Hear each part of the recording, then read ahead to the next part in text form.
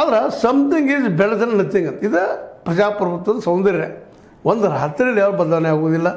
ಹೌದು ಬಿಡಪ್ಪ, ನಾಳೆ ನಿತೀಶ್ವರ್ ಬಂದರು ಎಲ್ಲ ಪ್ರಗತಿ ಆಗ್ತದಂತಲ್ಲ, ರಾಹುಲ್ ಗಾಂಧಿ ಬಂದರು ಎಲ್ಲ ರೈತರಿಗೆ ಮಾರ್ಕೆಟ್ ಸಿಕ್ತಂತಲ್ಲ, ಎಲ್ಲ ಬಡವರಿಗೆ ಉದ್ಯೋಗ ಸಿಕ್ಕು ಅಂತಲ್ಲ. ಆದರೆ ಒಂದು ಹೊಸ ಯೋಚನೆ ಮಾಡೋದಕ್ಕೆ, ಹೊಸ ಚಿಂತನೆ ಮಾಡೋದಕ್ಕೆ ಒಂದು ಹಾದಿಗಳಾಗ್ತಾ ಇದ್ದಾವಂತ. ಆಲ್ರೆಡಿ ಆರ್ಥಿಕವಾಗಿ ದೇಶದ ಪರಿಸ್ಥಿತಿ ಭಾಳ ಗಂಭೀರ ಅದ. ಹೇಳ್ಕೊಬೋದು ಬಿ ಜೆ ಪಿಗರು ಸಾಕಷ್ಟು. ಇಲ್ಲ ನಾವು ಅದನ್ನ ಮಾಡಿದ್ದೀವಿ, ಇದನ್ನು ಮಾಡಿದ್ದೀವಿ, ಲಿಸ್ಟ್ ಕೊಡ್ಬೋದು. ಏನೋ ರೈತರಿಗೆ 2 ತಿಂಗಳಿಗೋ 4 ತಿಂಗಳಿಗೋ 2,000 ರೂಪಾಯಿ ಕೊಡ್ತಾಯಿದ್ದೀವಿ, 5 kg ಅಕ್ಕಿ ಕೊಡ್ತಾಯಿದ್ದೀವಿ, ಇವೆಲ್ಲ ಲಿಸ್ಟ್ ಮಾಡ್ತಾರೆ ಅವರು. ಮಾಡಲಿ, ಏನು ತಪ್ಪಿಲ್ಲ ಅದ್ರೊಳಗೆ. ಅದ್ರ ಉದ್ಯೋಗ ಎಷ್ಟು ಸೃಷ್ಟಿ ಮಾಡಿಸಿರಿ, ಅದಕ್ಕೆ ಒಂದು ವೈಟ್ ಪೇಪರ್ ತರಬೇಕಾಗಿದೆ ಅಂತ. ಯಾಕೆಂತಂದ್ರೆ ವೈಟ್ ಪೇಪರ್ ಒಂದು ಅದಕ್ಕೆ ಉತ್ತರ, ಅಥವಾ ಒಂದು ಏನಂತೀರೋ ಇನ್ನೂರು ಹಾಯ್ದುಗಳು ಯಾವಿದ್ದಾವನು ನಾವು ಚರ್ಚೆ ಮಾಡುವಂಥದ್ದು.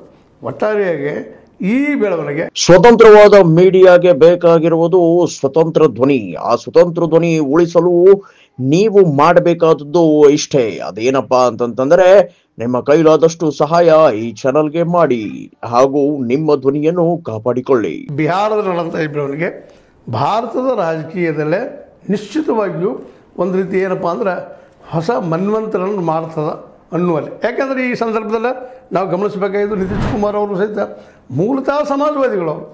ಅವ್ರ ಒಳಗೆ ಸಾಕಷ್ಟು ವಿಚಾರಗಳಿದ್ದಾವಿಲ್ಲ ಅಂತಲ್ಲ. ನಮ್ಮ ಲಾಲೂ ಪ್ರಸಾದ್ ಯಾದವ್ ಅವ್ರಿಗಿಂತಲೂ ಉತ್ತಮವಾದ ಆಡಳಿತ ಕೊಡಬಲ್ಲಂಥವ್ರು ಈಗ ತೋರಿಸಿದಾರೆ ಅವರು. ಆದರೆ ಅಲ್ಲಿ ಉದ್ಯೋಗ ಸೃಷ್ಟಿ ಮಾಡಲಿಕ್ಕೆ ಅವ್ರಿಗೂ ಆಗಿಲ್ಲ. ಅಂದರೆ ಅಷ್ಟು ಡೀಪ್ ಅದ.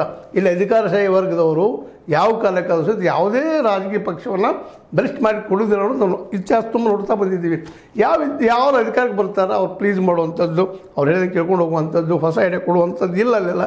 ಈಗ ತಮಗೆ ಬೇಕಂದ್ರೆ ಲಾಭ ಮಾಡ್ಕೊಂಡು ಬಂದಿದ್ದಾರೆ ವಿನಃ ಜನಕ್ಕೆ ಅನುಕೂಲ ಆಗುವಂಥ ಕೆಲಸವನ್ನು ಈ IAS ಫಬೃತಿಗಳು, IPS ಫಬೃತಿಗಳು ಎಲ್ಲ ಗೊತ್ತಾದ್ರೆ ನಿಮಗೆ IRS ಇವರು ತಮ್ಮ ಹಿತರಕ್ಷಣೆ ಜೊತೆಗೆ ರಾಜಕಾರಣಿಗಳು ಏನು ಬೇಕಾಗಿದೆಪ್ಪ ಅಂದ್ರೆ ಪಾರ್ಟಿ ಫಂಡ್, ಎಲೆಕ್ಷನ್ ಬಂದಾಗ ದುಡ್ಡು ಹಂಚೋಕೆ ಹಾಕಬೇಕು, ಇವೆಲ್ಲ ದೃಷ್ಟಿಯಿಂದ